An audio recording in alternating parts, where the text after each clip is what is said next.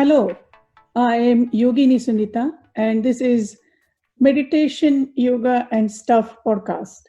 I believe my dharma or my life's purpose is to share my understanding of meditation, yoga, and Ayurveda, holistic healing science of India.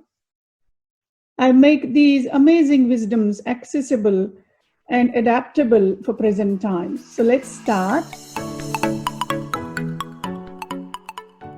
Welcome, everyone. Today, our topic is meditation.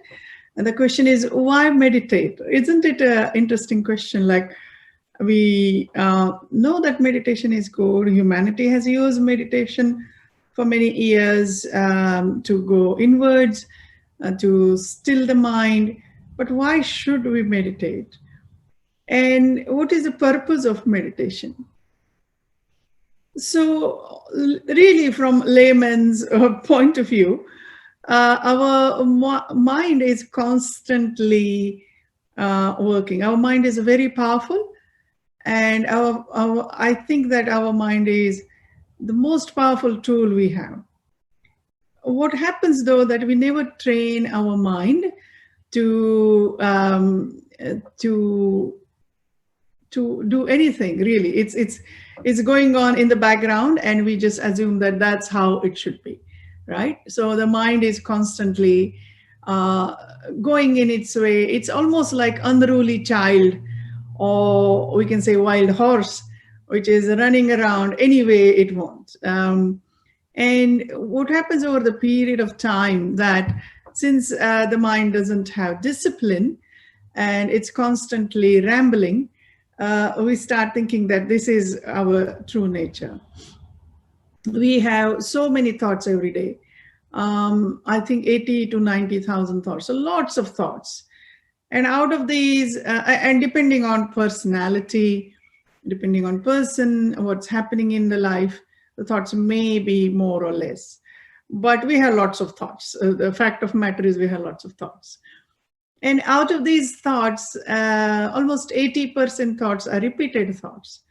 So what it does, because we have repeated thoughts, we create neurological pathways.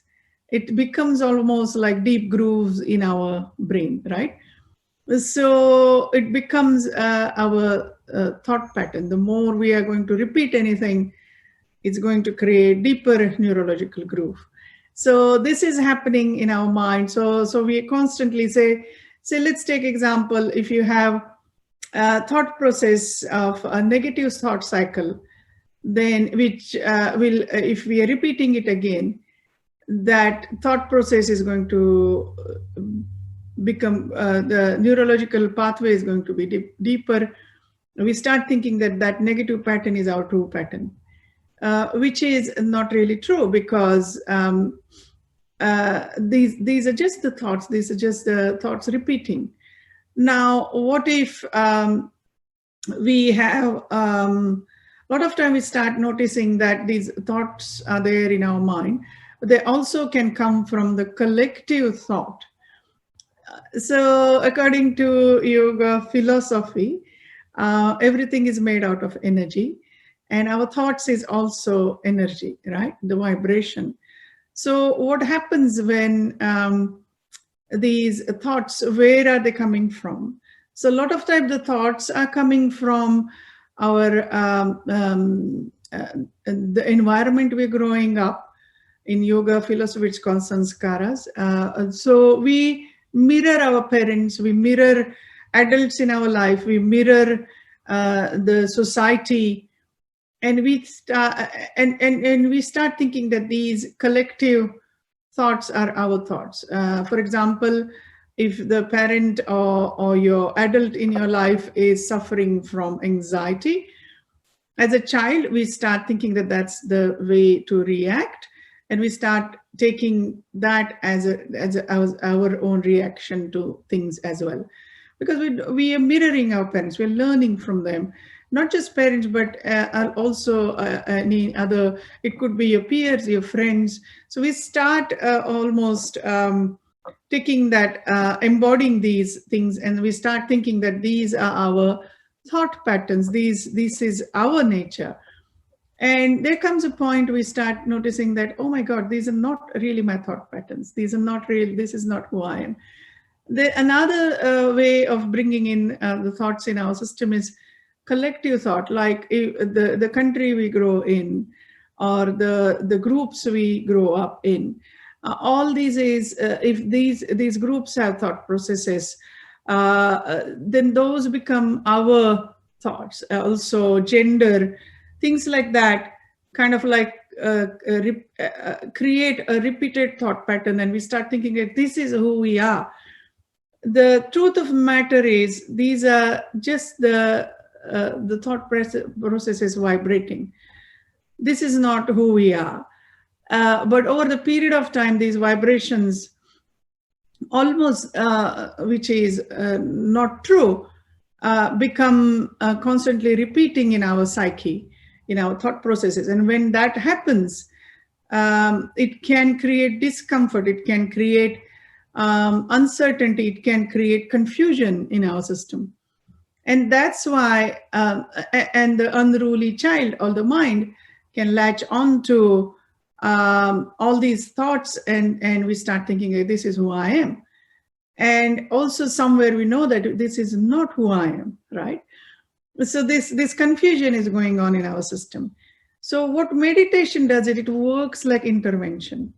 So just few moments every day, if you can, or as regularly as you can, just sit in stillness. Now, it's very easy to say just sit in stillness, it's very hard thing to do. And I know that personally because I've been there.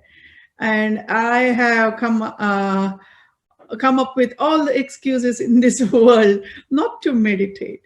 And then still I realized that, but even over the period of time, I realized that just few moments of stillness gives me so much. So I decided to give it a go.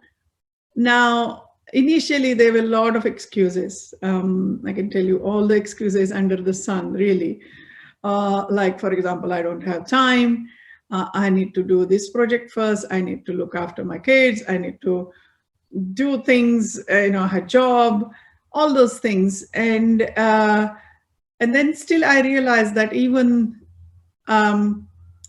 just off and on practice also gives me so much. And then I realized that if I do regular practice, it is going to be very beneficial.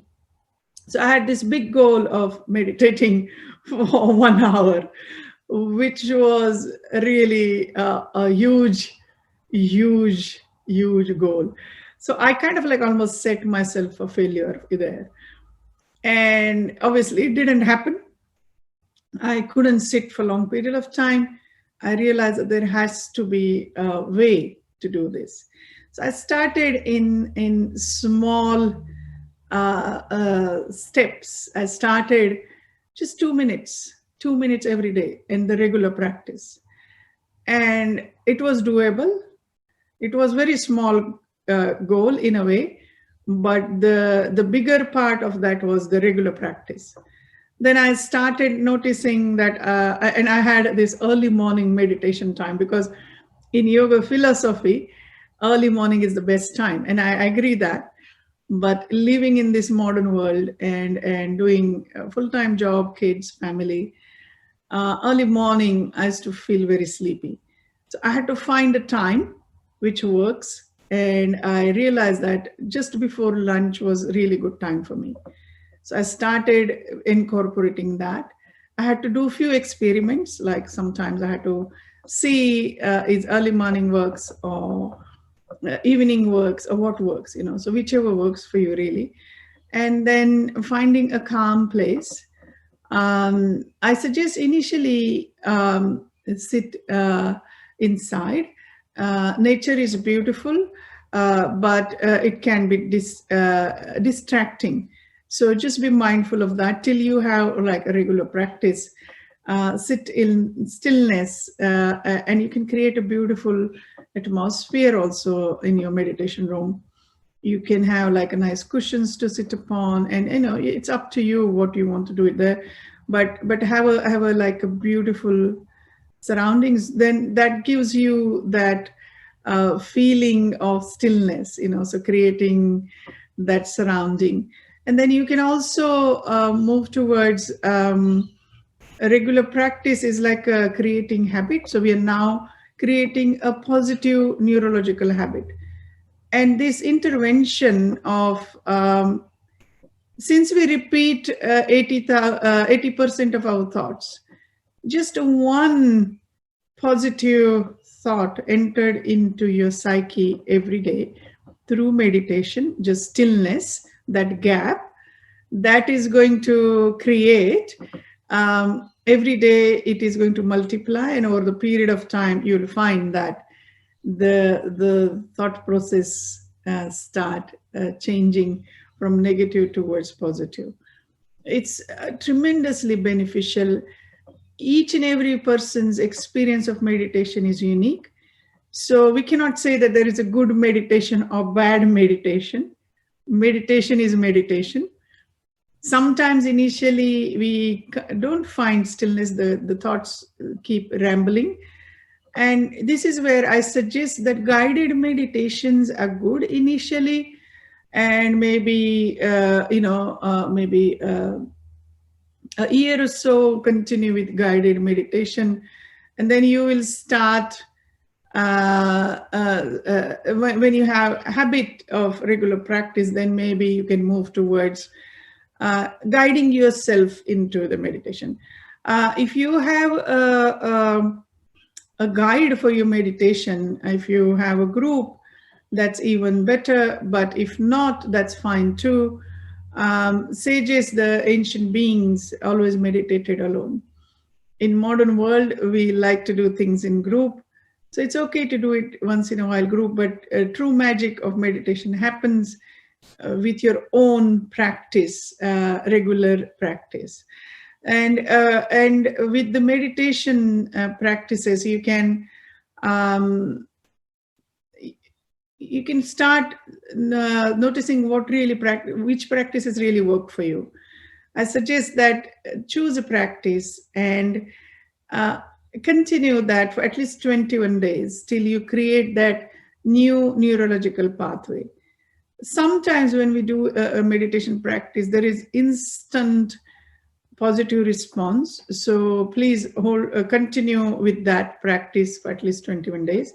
Sometimes though, when we do meditation practice and our system clearly says no, so I suggest if that's happening for you, please listen to that. There are many forms of meditation.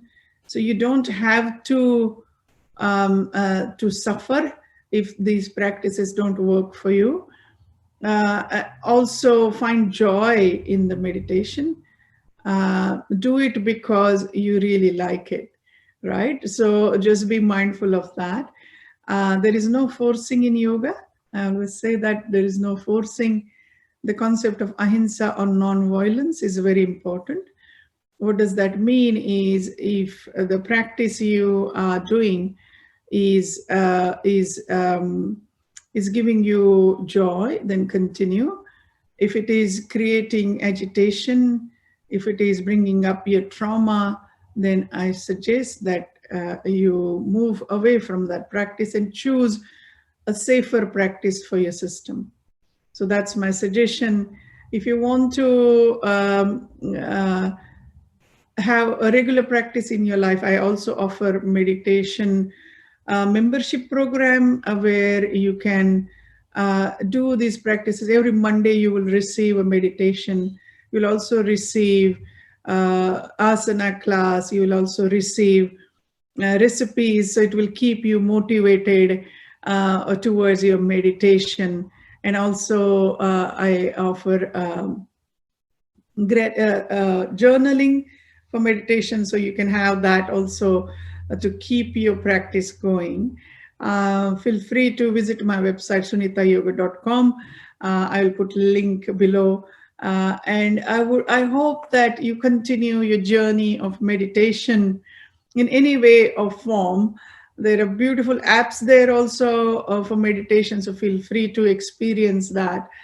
And daily practice is very valuable. Thank you for joining me today. I hope you enjoyed this session. Thank you. Bye. Don't forget to subscribe. Thank you for tuning in. I really appreciate that you're taking this time out of your day. Don't forget to subscribe. Take care. Bye for now.